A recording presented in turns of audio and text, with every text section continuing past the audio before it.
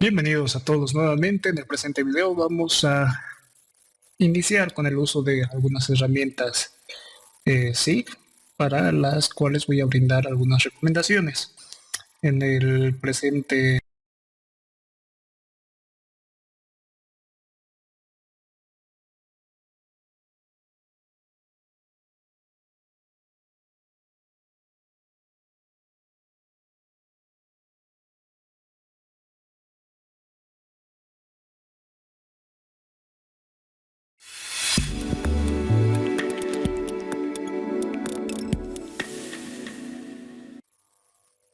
Bienvenidos a todos nuevamente. En el presente video vamos a iniciar con el uso de algunas herramientas SIG para las cuales voy a brindar algunas recomendaciones.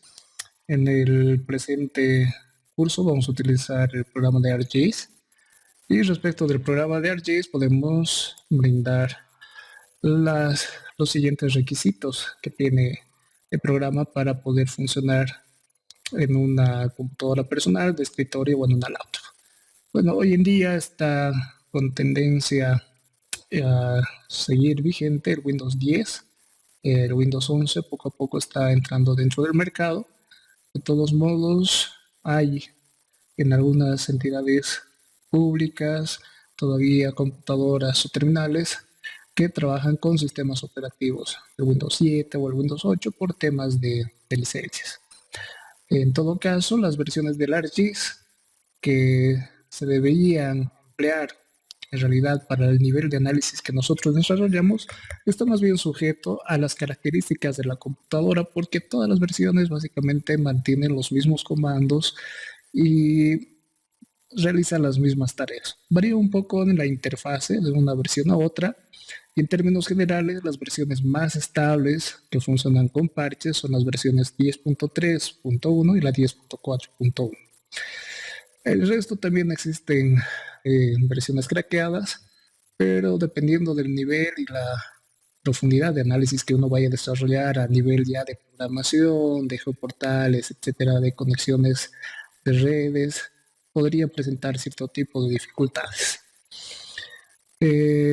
De manera referencial, la versión 10.6 hasta la versión 10.6 corre sin ningún problema en los Windows 7, y a partir de ahí ya en todas las versiones corren en los distintos sistemas operativos, ya sean una estructura de 32 o de 64 bits.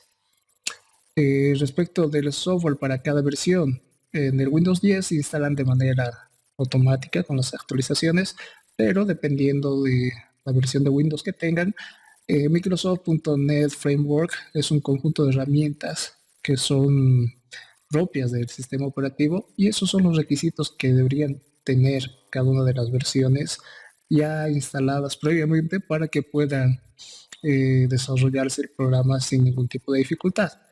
En la versión de 3.5 hasta la versión 10.3, de la 10.4 a la 10.6 estamos con este paquete de herramientas de la 4.5, y de la 10.7, 10.8 y el ArcGIS Pro debería considerarse tener instalado la versión 4.5.2. Es en el caso de Windows 8 y de Windows 7. Reitero, en el caso del Windows 10, estos paquetes de herramientas internas del sistema operativo ya se instalan básicamente por defecto y o por actualización cada determinado tiempo. Otra consideración, quizás una de las más importantes con base a los requisitos de funcionamiento de cada una de estas versiones, está asociada a la tabla que podemos ver en pantalla. Y es que en general la velocidad del procesador que se debería emplear debería tener al menos 2.2 GHz, ¿no? Entonces, esas básicamente lo mínimo para cualquiera de las versiones. Ahora acá está el tema de la memoria RAM. Quizás es un punto bastante importante a considerar, porque si tenemos una memoria RAM libre de una capacidad de 4 GB, esta nos puede permitir hacer correr el programa hasta una versión de 10.4, y una memoria RAM de 6 GB de 10.5 y 10, las versiones de 10.5 y 10.6, y una memoria RAM de 8 GB como mínimo nos tendríamos que tener instalado en nuestra PC o en nuestra laptop para poder hacer correr las versiones de 10.7, 10.8 o el ARGIS Pro. Es importante también destacar que esta es la memoria de RAM libre.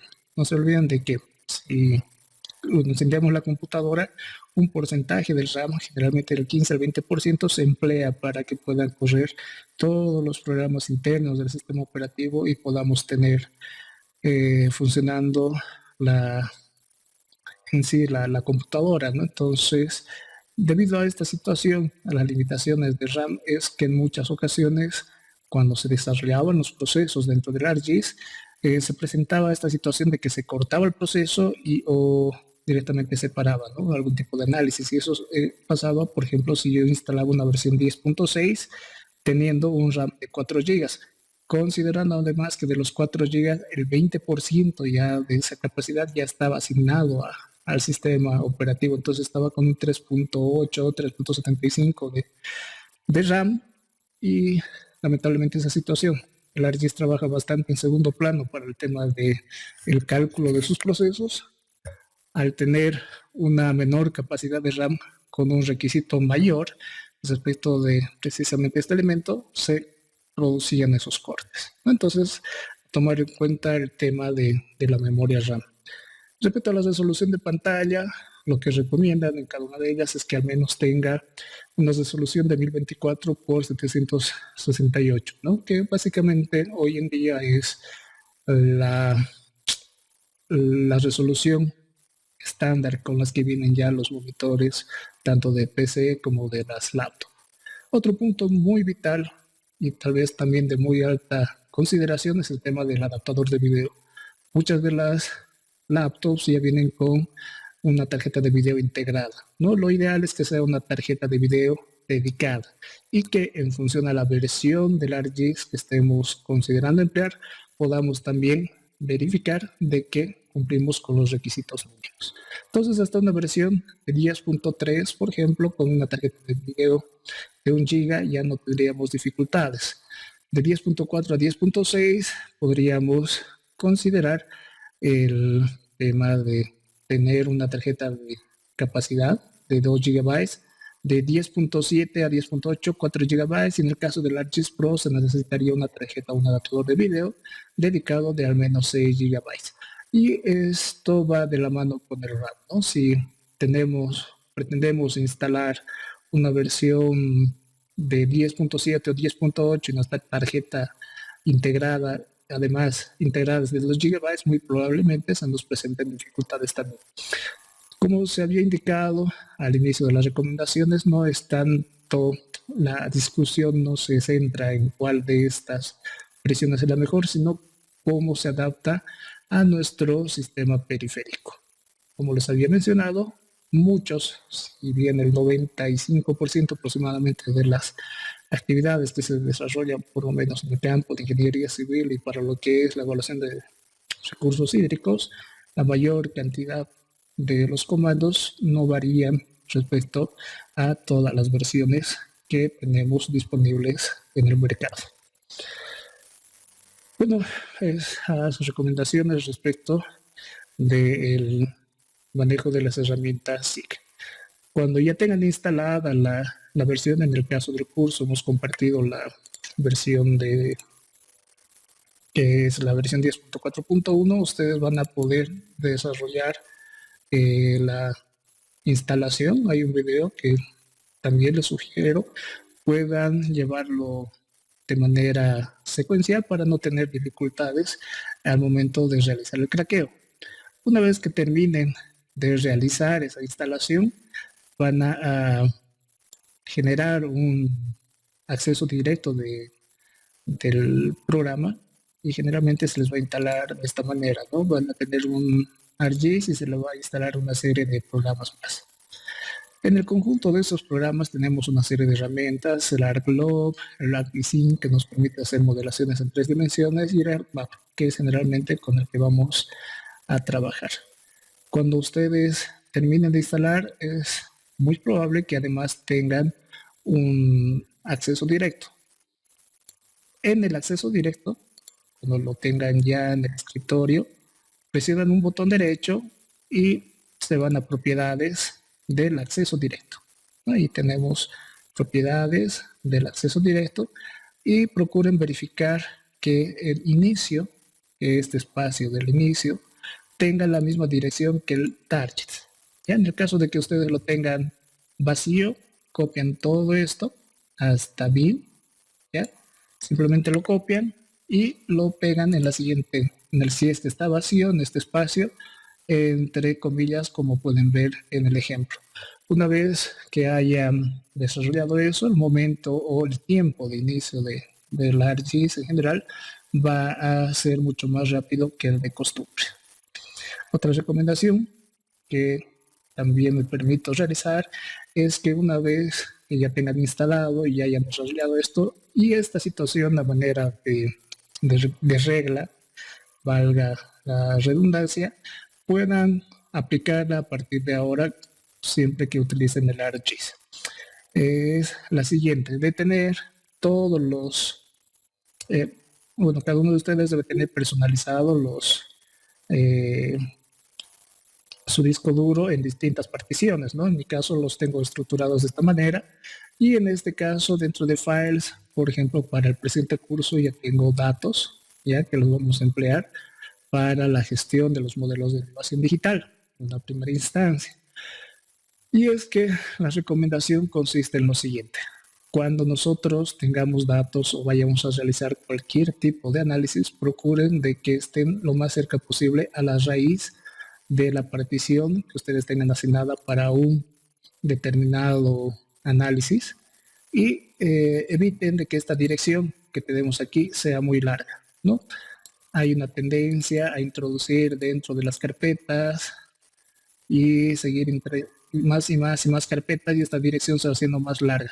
Cuando realizamos esas operaciones por la longitud que hay de la cadena de secuencia que debe seguir el ArcGIS, muchas veces se pierde, ya por una limitante también que tiene respecto al tipo de datos también que se vayan a emplear, generalmente vectoriales o de raster.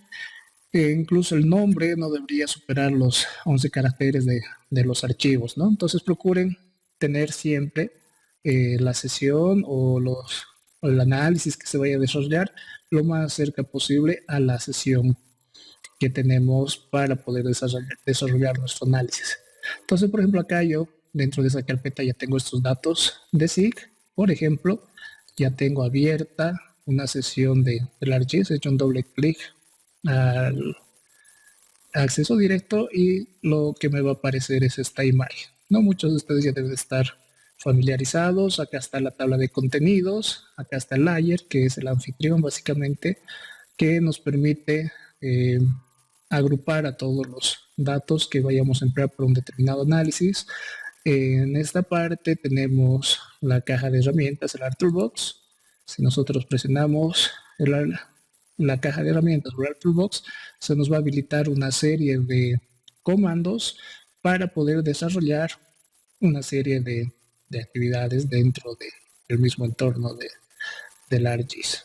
Entonces en este momento está cargando básicamente todos los comandos que vayamos a emplear en esta oportunidad. Y miren, siempre aparece aquí en la parte derecha y presionando en este hide o auto hide podemos hacer de que se vayan a la derecha de nuestra pantalla. Muy bien, cuando nosotros tenemos abierta ya la sesión del ArcGIS, lo primero que deben hacer, como les decía, la segunda recomendación o el segundo paso es de guardar este archivo. Ya lo vamos a guardar dentro de la carpeta que nosotros hemos designado para el análisis que vayamos a desarrollar, que en este caso, por ejemplo, es en DatosSig, ¿no? Aquí en DatosSig, que es la carpeta que además contiene nuestros datos, podemos, por ejemplo, colocar ya el nombre de nuestra sesión. En este caso vamos a denominar sesión 01. En la nominación de estos archivos, como el ArcGIS tiene una base, una plataforma en inglés, por lo tanto debemos procurar evitar el uso de caracteres especiales como la ñ, los acentos, las llaves, etcétera, ¿no? Por lo general, para poder distinguir estos archivos, se puede emplear los guiones bajos. Entonces guardamos, como les había mencionado, y ya como segunda recomendación, guardamos nuestra sesión dentro de la carpeta que contiene los datos que vamos a emplear para un determinado análisis. Entonces guardamos la sesión. Entonces una vez que se ha guardado, miren, ya cambia automáticamente el nombre, ¿no? Acá dentro de el geoprocesamiento nos vamos a ir al tema de el environment, ¿ya? Y dentro del environment, seleccionando el environment, nos va a aparecer esta pantalla, que es el entorno de trabajo, y acá, en el espacio de trabajo, vamos a seleccionar precisamente esa carpeta donde nosotros tenemos seleccionada nuestra, o tenemos almacenadas nuestros datos de información. Entonces presionamos acá en la casita, y miren, ya me ha mandado directamente a la carpeta. Voy a subir un nivel con este comando y voy a seleccionar esta carpeta. Entonces añado esta carpeta y ya estoy direccionando todos la lectura de datos y los resultados a esta carpeta. Lo propio hacemos con el Stack Workspace, que es básicamente los resultados y los trabajos que se realizan en segundo plano, ¿no? Entonces acá vamos a nuevamente presionar la casita, subimos un nivel y seleccionamos el home de la casita, y ahí ya tenemos nosotros configurado nuestro espacio de trabajo y presionamos OK. Una vez que ya hemos hecho esa configuración, podemos en este conjunto de comandos, por ejemplo, habilitar el catálogo, que también se les va a abrir aquí en la parte derecha, y allí en la parte derecha también pueden aplicar el pin para que se vaya yendo o acumulando ahí como una especie de ficheros en la parte derecha del programa. Y como pueden ver acá, yo tengo todas las carpetas que están, o todos los datos que están dentro de nuestra carpeta, ¿no? Que se ha convertido en la carpeta Home. Y además tenemos una serie de gestiones que podemos realizar a través del catálogo. La diferencia entre el catálogo y la tabla de contenidos es que el catálogo básicamente nos está mostrando todos los archivos que nosotros tenemos disponibles en toda la unidad y con preferencia dentro de nuestra carpeta para poderlos gestionar. En cambio, la tabla de contenidos es una especie de acumulador, ya que va a ir siendo de alguna manera el anfitrión de los archivos que vamos a manejar dentro de una sesión. Entonces, como es un programa de manejo de sistemas de información geográfico, como por ejemplo aquí podemos ver, ya tenemos algunos datos que hacen referencia a las áreas u objetos de interés, ¿no? ¿No es cierto? Entonces, acá, por ejemplo, vamos a seleccionar este punto. Por ejemplo, ¿no? Podemos apreciar que tiene puntitos acá, en este caso que tiene líneas. Estos son, o hacen referencia a datos de tipo polígono, y a datos de tipo punto. Cuando nosotros jalamos de aquí del catálogo, podemos jalar directamente esta información. Miren, ya tengo ahí un punto, y ese punto que he jalado va a aparecer aquí en la tabla de contenidos. Cuando hacemos eso, acá ya en la tabla de contenidos presionamos un botón derecho y nos vamos a Properties, a propiedades. Podemos ver que hay una serie de información asociada a ese dato que nosotros hemos jalado, y acá por ejemplo podemos ver de que este punto está en coordenadas geográficas. Ya entonces, o por lo general se utilizan coordenadas geográficas o coordenadas proyectadas. En nuestro caso, la mayor parte deberían estar en coordenadas proyectadas en UTMs para que nos permitan medir distancias. Ya las coordenadas geográficas vienen en datos de latitud y longitud en grados, minutos o segundos, o los minutos y segundos convertidos a decimales, ¿no es cierto? Entonces nos da básicamente esta ubicación del punto, y podemos ver una serie más de atributos que hay respecto del dato que nosotros hemos jalado. Pero eso es el tema del dato. Podemos apreciar aquí que tenemos un layer. Si nos vamos a propiedades también del layer, el layer, como está almacenando una serie de conjunto de datos, o va a almacenar un conjunto de datos, también necesita un sistema de coordenadas. Y en este caso, al yo haber introducido de manera directa a este punto que es de Tarata, el layer, que es el anfitrión, hereda ese sistema de coordenadas. Entonces, esto es muy importante al momento de que estemos empezando a trabajar con una serie de datos, de poder verificar que todos los datos que vayamos a eh, gestionar, calcular, etcétera, estén en un mismo sistema de referencias.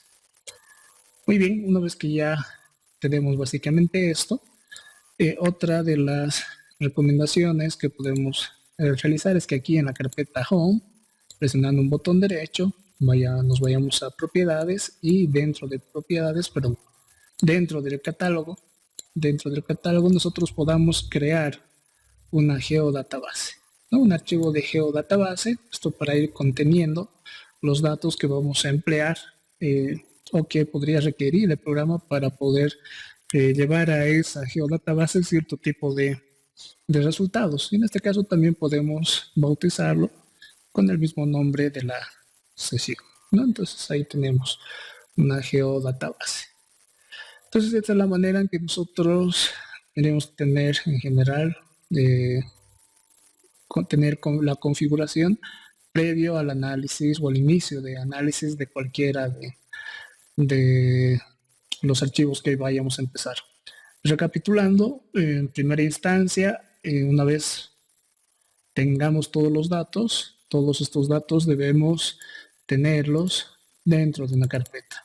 En lo posible, todos los datos estén dentro o contenidos dentro de una misma carpeta y que esta carpeta esté lo más cerca posible a la raíz de la partición. Una vez tengamos esos datos, nosotros abrimos el ArcGIS y apenas haya terminado con el inicio de sesión y haya cargado el programa, lo primero que vamos a hacer es guardar esa sesión dentro de la carpeta que nosotros hemos asignado como segundo paso. Y como tercer paso, el tema del entorno de trabajo, del environment. Y en el espacio de trabajo debemos direccionar a esa carpeta donde están nuestros datos, estos dos espacios, para que todos los procesos puedan desarrollarse dentro de esta carpeta. Eso nos va a permitir, por ejemplo, cuando nosotros querramos a partir de este comando, share as Macpacache, todos los datos, información, resultados que hayamos obtenido que estén contenidos dentro de esa carpeta, a través de comando lo vamos a poder comprimir. Este es como el WinRAR o el WinZip del ArcGIS, este Macpacache. Y lo que vamos a hacer es básicamente comprimir toda la información y esa información no las podemos llevar a otra computadora sin ninguna dificultad, ¿no? En el caso, por ejemplo, de acá ya se ha generado un Macpacache que se los va a compartir en la carpeta para que cuando ustedes hagan doble clic van a ver que se va a abrir directamente la sesión y va a aparecer toda la información asociada a la sesión que haya sido comprimida. Y bueno, finalmente es a tener en cuenta que los datos que se vayan a emplear, por ejemplo, aquí tenemos dentro del catálogo, bueno, esta es una manera de jalar los datos a través del catálogo, pero en el catálogo podemos hacerlo uno a uno, ¿no? Mucho cuidado con el tema del catálogo, porque si aquí generan o cambian algún nombre, pueden dañar el archivo. Entonces hay que ser bastante cuidadosos con el tema del catálogo. Otra manera de introducir datos es a través de este comando de edición de datos. Y aquí sí puedo jalar varios datos. En este caso, por ejemplo, voy a jalar estos dos datos que tengo, que son los AOI. Y en este caso, por ejemplo, podemos apreciar que ya una de las figuras presenta un cierto grado de distorsión y vamos a ver que esto se debe precisamente al sistema de coordenadas, ¿no? En este caso, este AOI, por ejemplo, tiene un sistema de coordenadas UTMs en la zona 19 sur.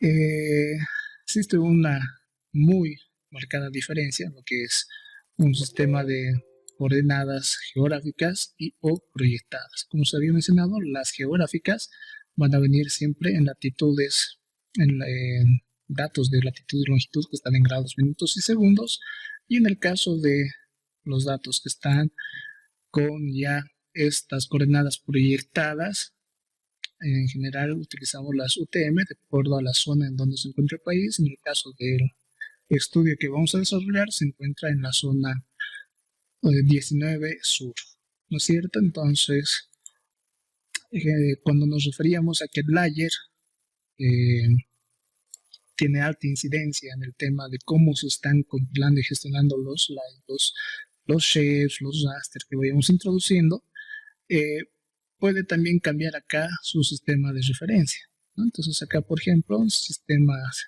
coordenadas de sistemas, podemos aplicar la zona en coordenadas ya UTMs y como pueden ver, acá ya ha desaparecido la distorsión. Pero además, yo quiero que el layer, por ejemplo, si bien el mapa ya está en metros, que me pueda mostrar precisamente las unidades también en metros. Aplicamos y presionamos OK. Si ustedes pueden apreciar aquí en la parte inferior derecha, y ahora nos está mostrando valores en metros con las coordenadas UTM. Y aquí sí yo ya puedo, por ejemplo, medir distancias, ¿no? Por ejemplo, acá tengo una distancia de alrededor de 13.049, 13 kilómetros aproximadamente, ¿no? Y yo podía medir áreas, etcétera, ¿no? Y ya les invito a que ustedes puedan ver cómo pueden ir obteniendo estos datos a través de este comando de medición.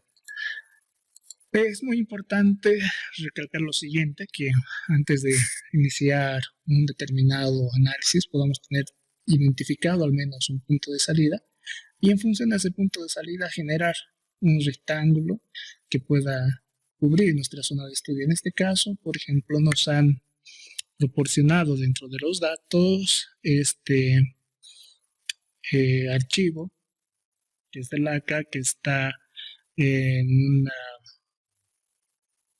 situación de, o con una extensión de KMLZ, ya, aquí está abriéndose el archivo, muy bien, y ahí está, ¿no? Entonces este es un archivo que nos han facilitado ya como un datos referencial, ya, y esta es la zona de estudio, ahí tenemos nuestra cuenca y ahí tenemos nuestro punto de salida. Entonces, de alguna manera nosotros debemos tener ya identificada nuestra zona de estudio por cualquiera de los medios. En este caso, sí nos han proporcionado el punto de salida, que es la represa de la Calaca, y al punto de esa salida ya han delimitado unas cuencas. Nosotros vamos a llegar a nuestro propio resultado a través de la gestión de un D. Para ello, para poder descargar imágenes satelitales, como los modelos digital de elevación y las imágenes multiespectrales, necesitamos básicamente esto que tenemos aquí, ¿no? Que es un rectángulo que representa nuestra área de interés. Y como habíamos visto dentro de nuestros datos, como pueden ver, el rectángulo sí está cubriendo a toda esa cuenca que nos han brindado como dato. ¿Por qué es importante generar este rectángulo? Y que se puede crear de la siguiente manera, ¿no? Vamos a crear un nuevo rectángulo. Por ejemplo, acá está, vamos a presionar un botón derecho en el espacio vacío y vamos a habilitar el draw, ¿no? O el dibujo. Una vez que nos aparezca esta barra de dibujo, que ya la tengo por acá, y ya se habilitó, ¿no es cierto? Yo puedo dibujar un rectángulo. Miren, con este comando voy a dibujar este rectángulo, en este caso, y acá en dibujo voy a solicitarle al programa que convierta este dibujo en un feature. Acá me está preguntando dónde lo voy a guardar. Voy a hacer un clic acá, voy a apretar sobre Home y voy a poner, en este caso, por ejemplo, el AOI de la sesión 01. Entonces lo voy a guardar con ese nombre, que sea un Chef5, ¿ya? Y lo voy a guardar. Entonces, ¿qué está haciendo el programa? Este dibujo que tenía, ahora lo está convirtiendo en una entidad que tiene todas las características de un chef. Miren, si yo selecciono el dibujo, puedo mover el dibujo a donde sea, ¿no? En cambio, eso no ocurre ya con la entidad que tiene asignado un sistema de referencias. Como este dibujo está seleccionado, solo presiono suprimir y desaparece. Si me voy acá a este archivo que he generado, que es el AOIS01, podemos apreciar de que el momento de crearlo, el sistema de coordenadas que ha heredado este programa es el del layer.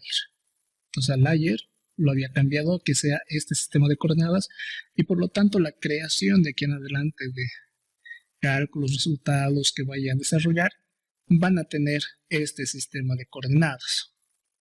Pero ¿por qué es importante tenerlo tanto en coordenadas UTM y dependiendo de la zona también, tenerlos en coordenadas geográficas?